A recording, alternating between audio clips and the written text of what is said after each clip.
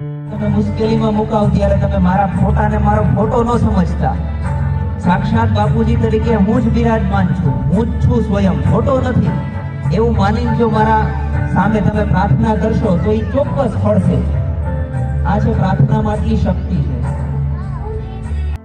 આજથી દરરોજ તુલસીના 5 થી 7 પાન નિયમિત ખાઈશ. આનાથી આપણી આરોગ્ય શક્તિ પણ પુષ્ટ થશે. ત્યારબાદ હું ઓછામાં ઓછા એક વ્યક્તિને અવશ્ય ભેટ આપીશ. આપણે બધાએ સંકલ્પ લીધો તો બીજાને આપી દેશે.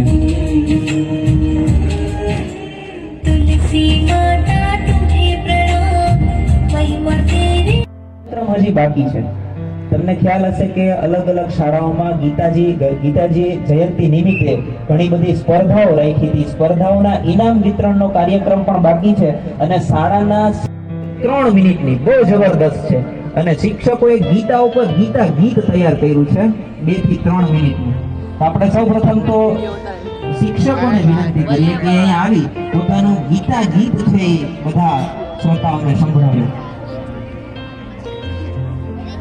થોડી વાર માટે આપણે જેમ બેઠા છીએ એવી જ રીતે બેસશું, પણ તમારું ધ્યાન છે એ શાંત.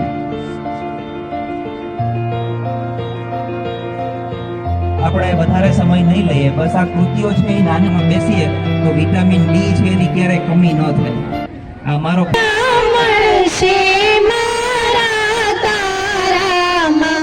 મારે જ્ઞાન ગંગામાં નાહવું છે, મારે ગીતામય બની જાવું છે, મારે ગીતા શરણે જાવું છે, મારે. શિક્ષક દ્વારા વિદ્યાર્થીને જ્ઞાન આપવામાં આવે છે, પણ આપણા ગુરુકુળમાં સાથે સાથે સંસ્કારોનું સિંચન કે જીવન કઈ રીતે જીવવું ને એનું ઘડતર કરવામાં આવે છે બાળકોમાં. હમણાં સરસ સંકલ્પ સાંભળજો, જાણવા જેવી વાત કરું છું. હું વચ્ચે વચ્ચે પૂછતો રહીશ કે તમારું ધ્યાન છે કે નહીં. અને જ્યારે પણ સમય મળે ત્યારે જપ ધ્યાન છે. પછી વિશ્વજીત ખંડમાં પણ એમનો ઉલ્લેખ છે.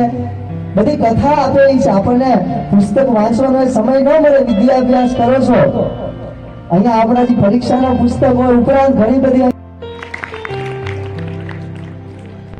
એ ઉપરાંત અહીંયા આપણી વચ્ચે શ્રી મુકેશભાઈ ગાજીપરા પણ ઉપસ્થિત છે કે જેઓ યોગ વેદાંત સેવા સમિતિના પ્રમુખ છે અને એમનું વિશેષ સન્માન કરીએ. જોરદાર તાળીના ગડગડાટથી ફરી એકવાર આપણે એને વધાવીએ.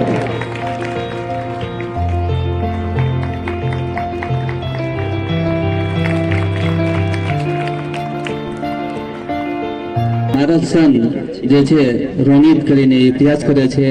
અભ્યાસ પછી જ્યારે સાવરકુંડલા આવે છે અને એ પોતે સવારના એના નિત્યક્રમ પ્રમાણે સવારે વહેલા ઉઠીને એ માળા કરે છે. હું ત્યાં બેઠો હતો એટલે મને કહે, આમ તો જનરલી હું કરતો નથી, એટલે મને કહે કે જો પપ્પા તમે માળા નહીં કરો ને તો હું નહીં કરું.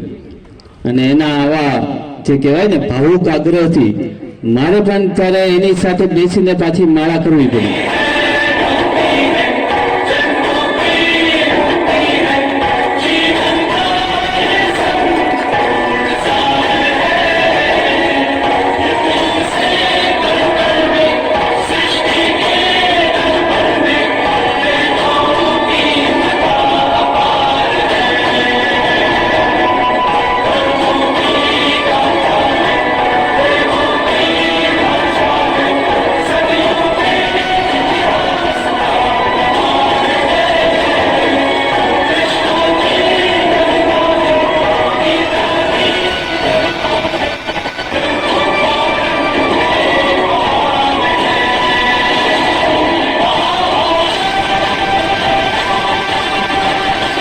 કેશવ, મારા સ્કૂલના જનોની સામે હું યુદ્ધ કેમ કરી શકું?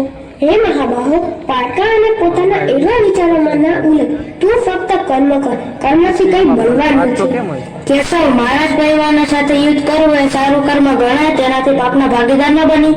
પાપ, હા હા હા, હે પાપ, પાપ અને પુણ્યના ચક્રમાં ફસાય વગરનું કર્મ કર. ધર્મ માટે કરેલું કોઈ પણ કાર્ય પાપ નથી. તું એમ ન સમજ કે તારી સામે તારા ભાઈબંધુઓ છે.